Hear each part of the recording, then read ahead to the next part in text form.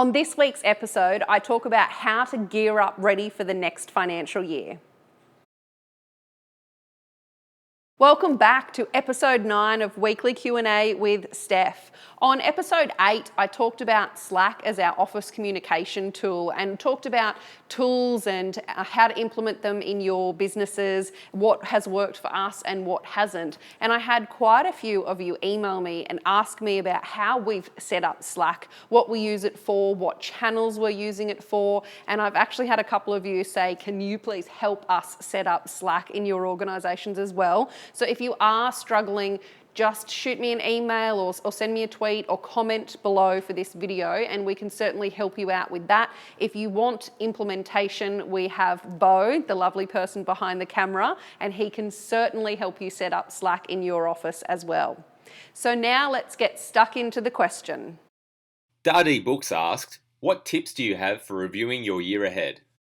This is an awesome time of year, Darren, to get started on the next year or the 2017 year planning. So I like to break this up into 3 distinct sections. So kind of the preparation and thinking time for what you want to do next year, then the changes that you would like to make and the setting of the services and things as that second section. And then last of all, actually looking at and doing those proposals and getting the ball rolling for the next financial year with your clients. The first part is the part that I really love, and it's the preparation phase. And I think I love this phase because it's a good time to reflect. So you get to basically sit back, and I highly recommend, don't try and do this in an office in an hour when phones are ringing and you have email. You've got to do this in a place that's not your office where you do not have any distractions. But just being able to sit back and reflect on what worked really well this year, what worked very poorly this year, things that you definitely want to improve on, what worked well with your clients, what didn't, what problems did they have, how are you able to solve these things, what services you basically put into the fold last year and how they worked or how they didn't work. So this reflection time is so important in your business, and it is perfect to do it now, which still kind of gives you enough time in the lead up to the 30th of June to make those changes ready to kick off on the 1st of July. So definitely the first part of that is really reflecting, and not just reflecting on the questions that I've just gone over there, but actually using the data that you have as well. So were there really, really busy times? Did you have some lull times? And using that capacity planning data, using your workflow data, your P&L, etc., all of this data that we should really love as accountants and bookkeepers, and being able to wrap that into the story of everything that you want to change, and importantly as well, everything that you want to keep the same because it was working really, really well. The last exciting part of this preparation phase is being able to actually ask your clients what else you can be doing for them. Just this one simple thing of sitting down with coffee. Do not do this as a survey or something, but sitting down face to face and saying to your clients, what else could we be doing for you? What are the biggest problems that you have at the moment in your growth or whatever it is that they are struggling with? And you being able to adapt your services around what the problems, etc., that your clients are having at the same time. So step 1 is all about preparation. It's all about gathering all your information and data and really working out, pulling out of that the key 3 to 5 things that you want to do differently. Obviously, there's going to be a lot more detail under that, but the key 3 to 5 things that you really want to do differently. After the preparation phase, it's then time to get stuck into what you need to change, get a checklist together, make sure that you've got things ready for your clients. So we love to do a what's changing in the next financial year. Simple email out to everyone with everything that's changing from this year to the next as our kind of warm up or our start of June, so that we've got everything ready for July once we've done proposals end of June.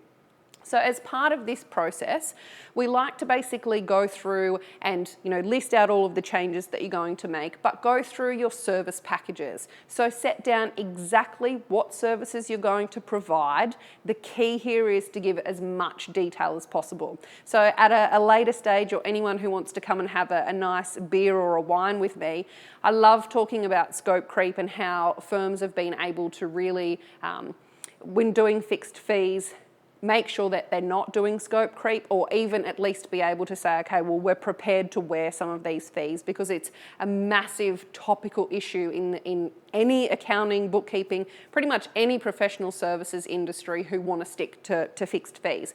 But back to the, be as detailed as possible in those services. List out everything that you're going to do and everything that you're not going to do for clients as part of this service package that you're actually doing.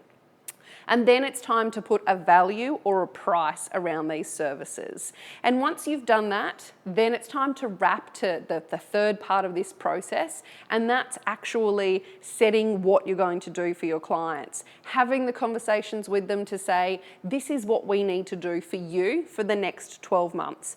It's amazing to be able to sit down at the beginning of July and say, okay, I have got my clients into this routine and we're about to embark on this new financial year, and I already know how much revenue I have generated for that year, but more importantly, I already know exactly what I have to do for my clients. So being able to do that preparation and then being able to bundle those services, get that pricing done, and really plan with every single one of your clients exactly what you're going to do for the next financial year, just puts you so much further ahead as soon as we kick off from the 1st of July.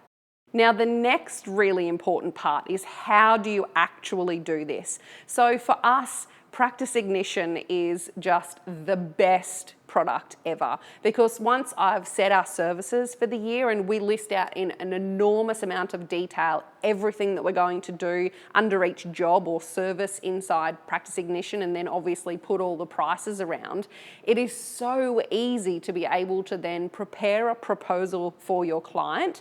Just drag and drop a couple of services in there, space it out over the 12 months. All the terms of engagement letters are already done for you, and all your client needs to do is press that little accept button, or they can come back to you and say, let's add this, let's take this off, whatever it might be. But that entire process done inside Practice Ignition is brilliant. So we used to use another quoting tool before, and it was very manual and literally was taking us 5 times as long to do this process. Now, out of 500 clients, we can literally have all of their proposals done in a couple of days, which is amazing. That obviously flows through for work, it flows through for payments and getting paid. So the how-to part is actually the really easy part. It used to be the long, drawn-out, lengthy process, but certainly with Practice Ignition, it just cuts down that entire lengthy process into a really, really succinct, really quick, very easy thing to do. But most importantly, it allows your client to have a really, really good understanding of exactly everything you're going to do for the next 12 months for them as well. The really exciting part is the dashboard inside Practice Ignition, which gives me complete visibility of exactly how much revenue is coming in over the next 12 months, the type of services, the number of clients, the budget to the actual that we've set, literally everything at your fingertips on one dashboard without you having to do any calculations. Question of the week. I'd love to know one thing that you're going to change in your business for the 2017 year. It might be a new product or service or price. Comment below or send me a tweet. Don't forget to subscribe and make sure you're asking me your questions using the hashtag StephQA.